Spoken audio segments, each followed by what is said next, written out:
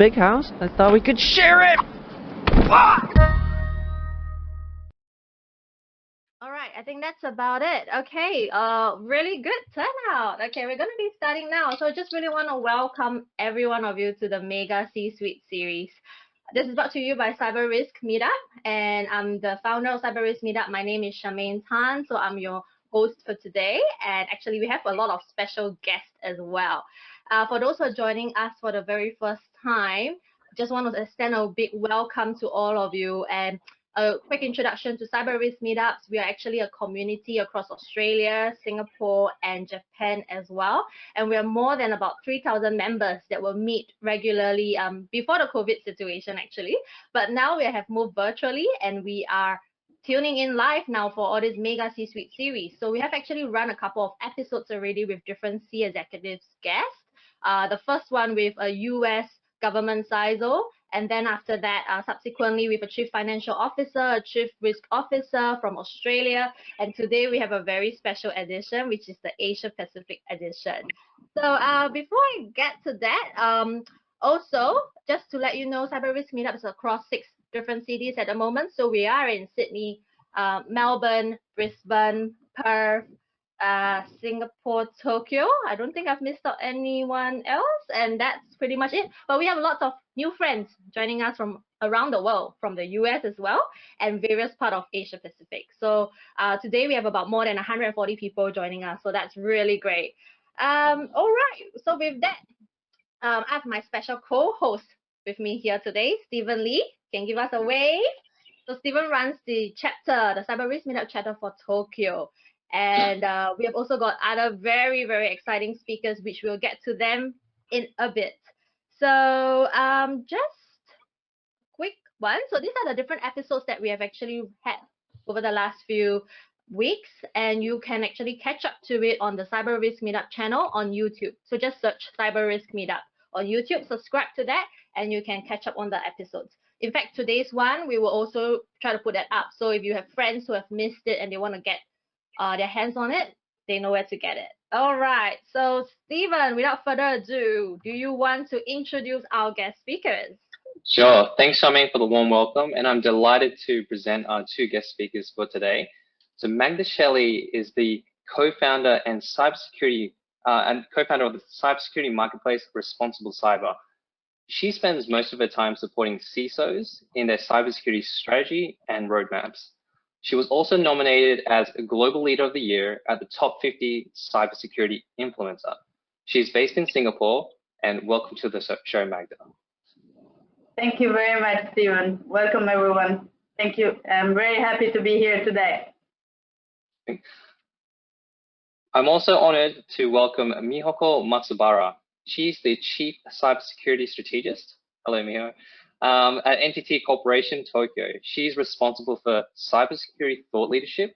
She started her career working at the Japanese Ministry of Defense and has recently published a book in cybersecurity in Japanese. She is a highly sought after speaker, speaking internationally at conferences such as the RSA conference in 2018 and 19 in San Francisco, and the EU Cyber Forum 2019 in Brussels. Welcome to the show, Miho. Thank you for having me. So I'd like to start off with our first question. So Miho, the current pandemic has seen cyber criminals, including state-sponsored attackers, launching COVID-19 related phishing and emotet malware attacks. Now, what are some of the key attack patterns that you've been seeing in the APAC region? So we've seen both cyber crimes and state-sponsored cyber attacks in the Asia-Pacific region, just like the rest of the world. And both cyber criminals and state-sponsored hackers are taking advantage of people's fear and concerns over the coronavirus outbreak and our sudden shift to remote work, because we've been struggling to catch up with to have sufficient cybersecurity for working from home environment. And because everybody is now keen to learn about the latest news on the pandemic, the click ratio on those phishing emails has risen actually from less than 5% to over 40%, so skyrocketed before and after the coronavirus outbreak. So it's easier for hackers, both from the criminal group and state-sponsored hacker groups, to take advantage of people's fear, to lure people to click on phishing emails, and also to try to download fake apps. For example, some countries started to introduce contact tracing app in different countries, and there are already fake tracing apps, such as in India.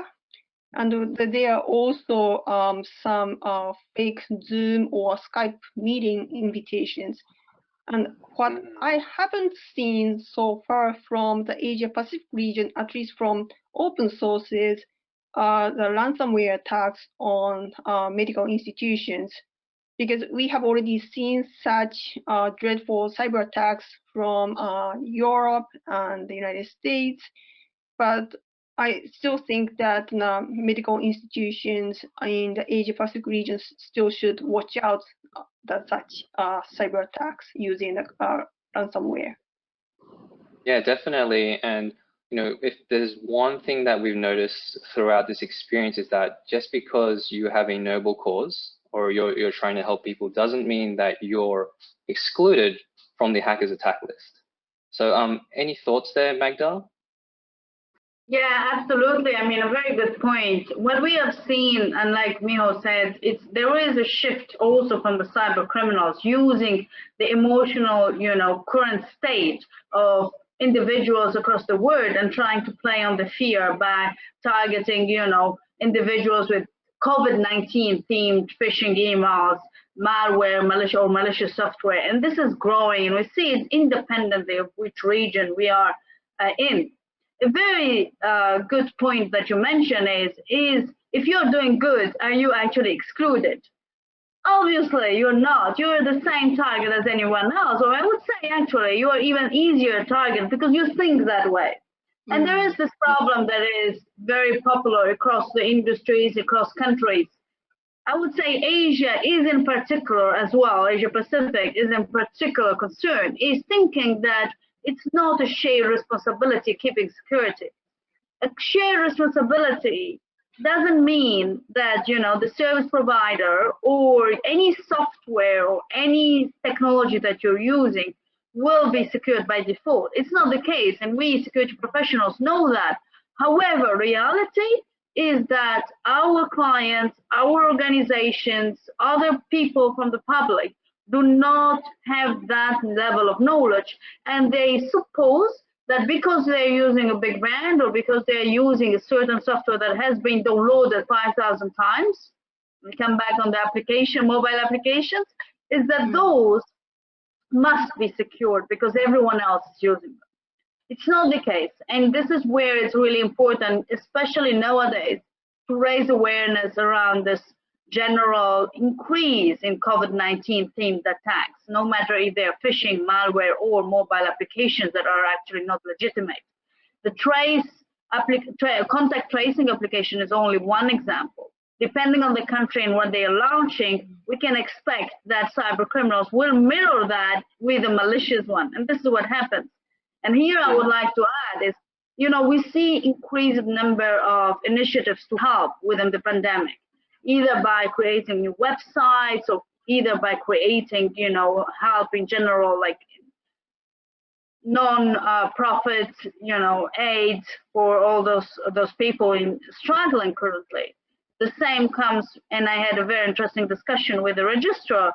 They have seen an increased number of domains, including coronavirus or COVID-19, that have been registered. And now the question is, how do you assess which one is legitimate and which one is actually for malicious intention? So again, the overall threat landscape is changing with the focus on, okay, we have a possibility here to attack institutions and individuals differently because currently they are focused on fear and panic and they need hope. So it's actually nothing else than criminals taking technology, using the current moment as an opportunity to increase their attacks. And by criminals, I would like to add one point as a closing answer to this question. And this is coming from a friend, an acquaintance of mine who was a policeman. And he mentioned something that's very relevant. Not only normal individuals, when I say normal, means not criminals, are in lockdown. Criminals are in lockdown as well. So what will they do? They will use technology to perform attacks. And therefore, we expect as well that the attacks are or will increase. That's a very interesting point. I didn't think of it that way. And it's really true because, like, you know, as part of my hobby, I would say I like to monitor, you know, the OSINT, open source intelligence news around the world. And it's very interesting to see the trends as well. It has changed and evolved over the years. And these days, there's so many different forms of attacks that's all very heavily focused, you know, on the pandemic situation. And, you know, attackers are taking advantage of that. So all the more we really need to be more aware in this. And there's so much debate going on, even with the contact tracing app, right? Like there's a lot of talks about even privacy and security, and we can get to that in a little bit on. But I want to shift now the question a bit to people who are, you know, maybe they're going through a period of time of learning how to be more competitive in their career when it comes to having a career in cybersecurity, right? And given that we are in the new norm, I know this is a word that's been used many times. We're in the new norm these days. So what kind of specific career advice that both of you can actually give to our cybersecurity listeners that will enable them to still remain competitive in today's world? Maybe we'll start off first with Miho. So stay competitive. I think that cybersecurity skill sets for remote work is definitely appreciated and needed, because companies and employees will need to stay flexible between going back to office and going back to remote work for a while, since we never know when we can totally overcome this coronavirus pandemic. So it means that the companies and employees really need to think about what to do with cybersecurity to cover all the elements of cybersecurity to cover their work. Because, well, some of the companies already did some remote work before this pandemic, but most of the companies did this large scale of remote work for the first time. Yes. And for instance, in Japan, 70% of Japanese remote workers work from home for the first time in their life. So they are not familiar with cybersecurity to cover what to do with cybersecurity hygiene or cybersecurity for their remote work IT environment.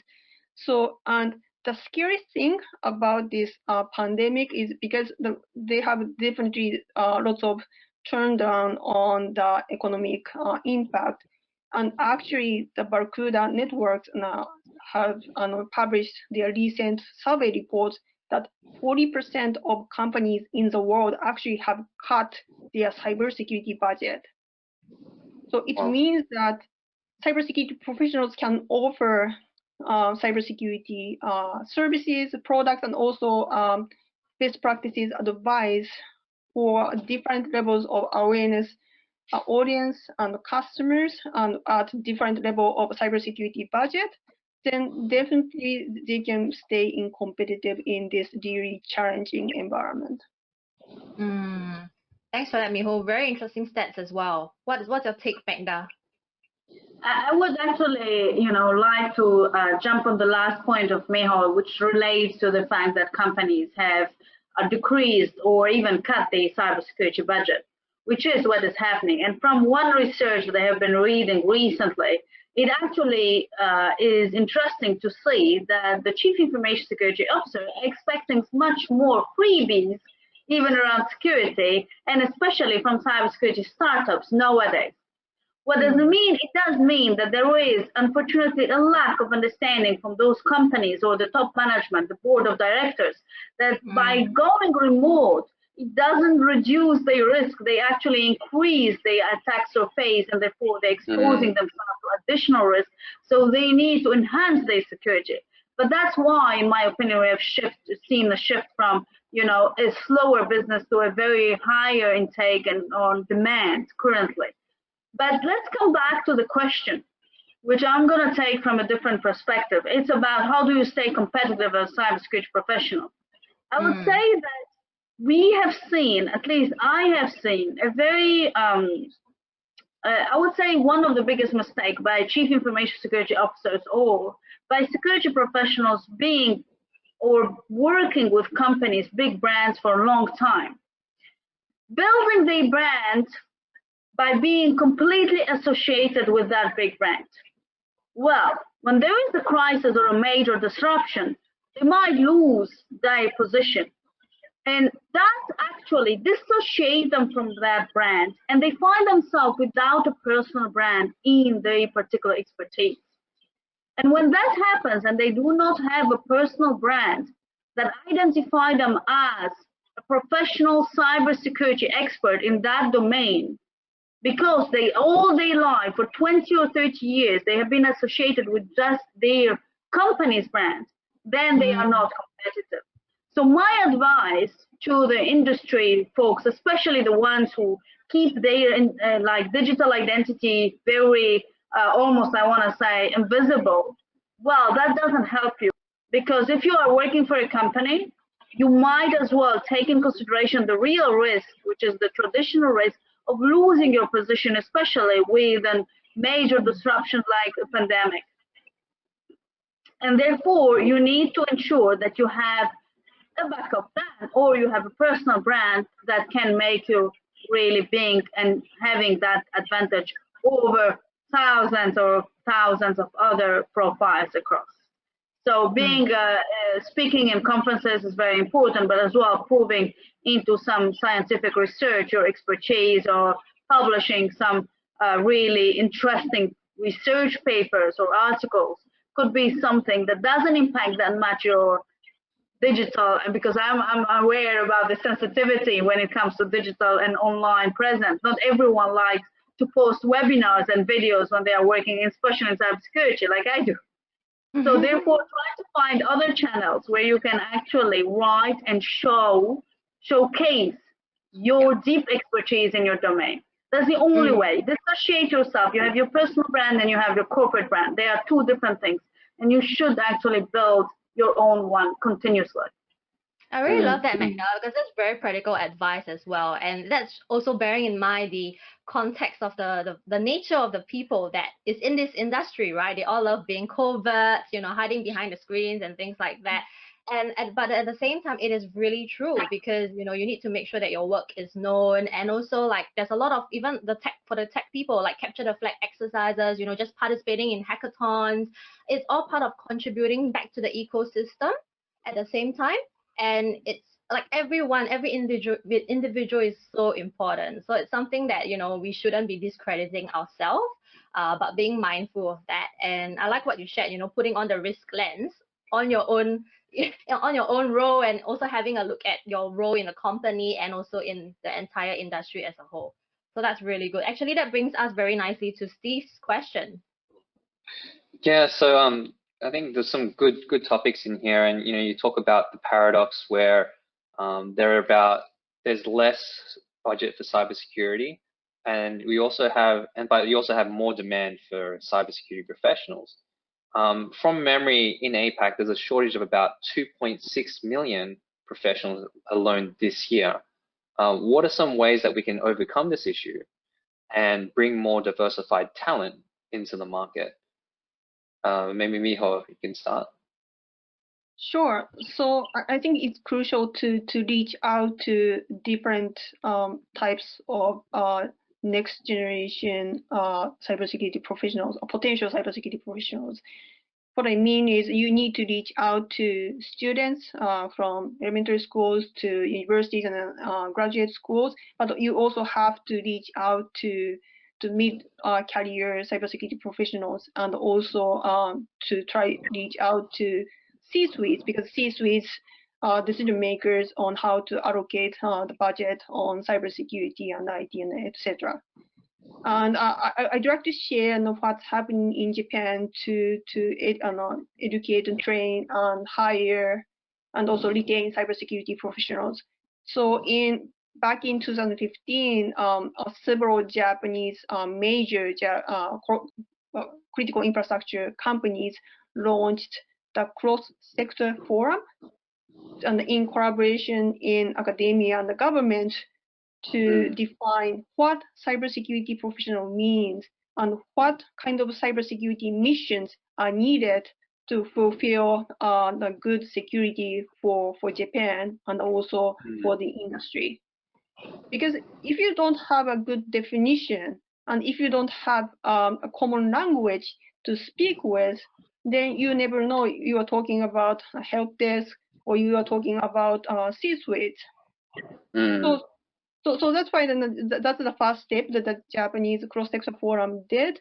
And over the last 5 years, the Japanese cross-sector forum members have been able to develop a common language adapting the NIST cybersecurity framework and also NICE cybersecurity framework, and also using the common language to define what kind of cybersecurity professionals are needed to fulfill the cybersecurity missions to protect the critical infrastructure in Japan.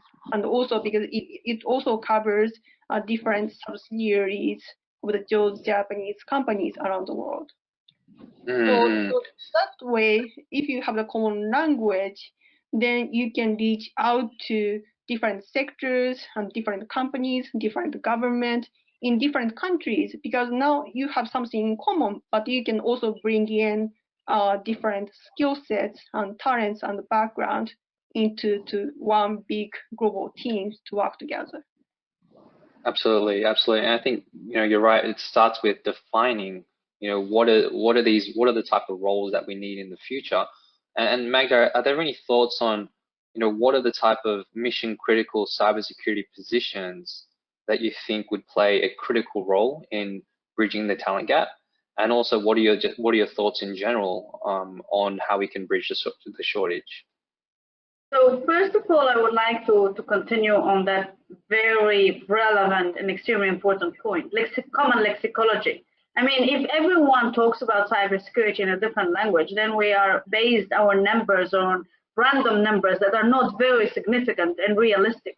And it's true, we are seeing online debates about are these numbers real, because there are so many positions, but at the same time, we see CISOs and other cybersecurity professionals struggling to find jobs. So what's the reality and what's the real, the root cause problem?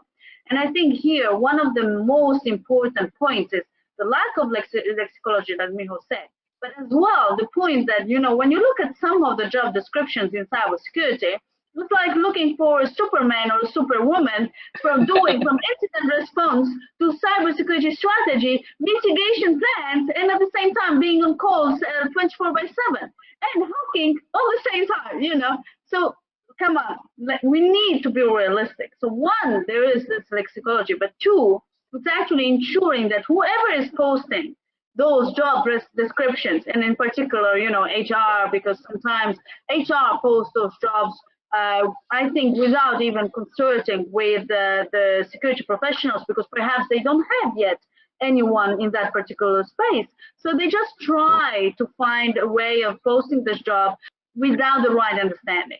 So one, they're not using the right lexicology. Two, it's demanding too much for one job, like, hands-on strategy, etc., etc. And three, there is a full list of cybersecurity certification that goes from CEH, OSCP to CISO. So again, let's coming back to the realistic way of ensuring that expectations can be met.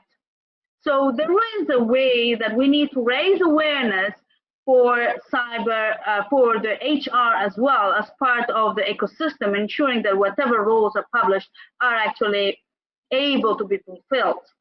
That's one. From the diversity perspective, I think also it's a very good point, because cybersecurity is not an IT problem, it's a general problem, it's a business risk.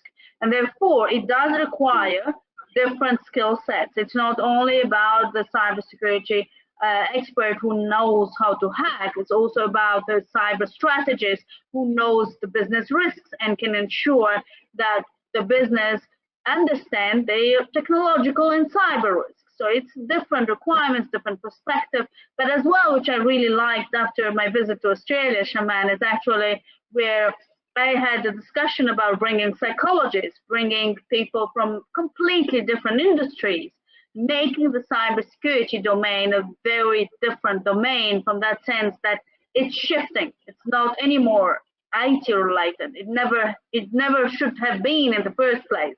But this is the maturity that needs to increase over the time. And that brings me to your point, Stephen, where you're asking what are the most common, demand that I'm seeing in Asia, maybe in Asia Pacific. From what I read in a research paper, in Singapore only over the next 3 years, we will have 3,000 positions that will not have the right security skill set. And one of the main domains that were flagged was incident response. So companies, again, do not take a lot of times the proactive approach, but they have the reactive approach. So they want someone who actually will be there monitoring, okay, an incident, let me fix it. And this is something that will come up. So I think, again, from the aspect of the talent in cybersecurity, we need to ensure that we are moving into the same maturity level. We are having companies with no security teams at all, no security maturity, that are starting recruiting. However, that recruitment doesn't mean success in their cybersecurity approach or strategy because of a lack of awareness.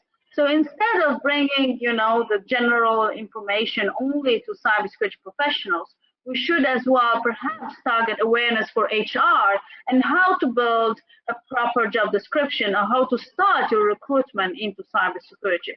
So then the gap or the numbers that we see, they are actually relevant as well and put in I would say, in a realistic box, because at the end they are representing something, a box that, okay, the cybersecurity professionals should fill those gaps, but those gaps are actually perhaps not realistic as well. So yeah, that's my point of view. Shaman, you're on mute. You're mute.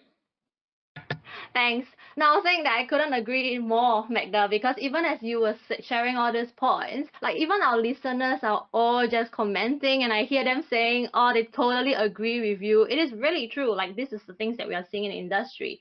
And, even sometimes hiring managers are just focusing on like the numbers. Someone was mentioning focusing on the number of years of experience, and they are so fixated on that. And maybe HR is using that to really, blindly make sure there's a tick in the box and stuff like that. But we can't, as you mentioned, we can't put people in a box. And especially in this industry, we have to be extremely diverse in the way we think. When we look at their backgrounds, they're like wherever they come from, we have to be very open. So a lot of fantastic points here. And I'm just conscious of time because we still have a few more questions we want to get through. So what we'll do is we will, to the listeners, I know a lot of questions are still coming in. We will just have to finish off with 2 questions. So Magda and Miho, we can try to keep it short and sweet. We will extend it a little bit longer for our listeners. But some of the questions have come in is also like, going on to cybersecurity not being a technology problem, not just a tech problem, process problem, but it's heavily, affected by the people, right, as part of the bigger equation. So there's a lot of discussion we talk about now, us, everyone moving into remote working from home as well, and then the human factors involved. Like, can you all share some advice on maybe how companies or even what the government can be doing to equip people to, in terms of raising the right level of awareness, even when it comes to our remote workforce? Maybe some quick tips that you can share with us. So, I really comment that some of the governments in the world and already are taking up steps to raise awareness for cybersecurity for remote workers. For instance, the Cybersecurity Agency of Singapore have already issued an advisory for remote workers. And also the Japanese Metropolitan Police Agency has issued the advisory not only in text, but also in video, so to make it more relevant and understandable for non-cybersecurity professionals. So I think the key to include in those cybersecurity advisory for the first-time remote workers is to make it really at basic level. So like keep it really short and succinct, and then keep only like 3 to 5 basic steps. For instance, strong password and what kind of phishing emails you should watch out, something like that. And it's also important to include examples of phishing emails or fake apps, and you should avoid to download. Thanks for that, Miho. Anything else to add, Magda? Yes, Shaman, I would like to add a practical tip for the ones who do not have a cybersecurity budget, and they went into remote with bring your own device and they cannot enforce GPOs, etc. So what I did advise, like have a poll or a checklist that you actually send to the employees. They need to check it and sign on it. That pretty much enforces at least a certain level of security in place. And checklists are available, so you can build a poll, and then every employees need to check those things and agree on it. Of course, if we're talking about 60,000 people company, bring your own device, that might be difficult. But I think in that particular case, probably the company has a more mature, I hope, approach, and they have company money or company managed laptops. But if you are a smaller company across 600 or even 1,000 employees working on their own devices, try to do it. For me, I have seen some really good wins here. And by just doing signed, not just a checklist, signed checklist, which actually brings the accountability and liability to the employees to follow them. Excellent. All right, we're going to end off and close off with, given it's the Privacy Awareness Week, any quick privacy or security tips that you can share with our listeners? I Yes, think that, okay, sure. So I think that the privacy and cybersecurity are the two sides of the same coin.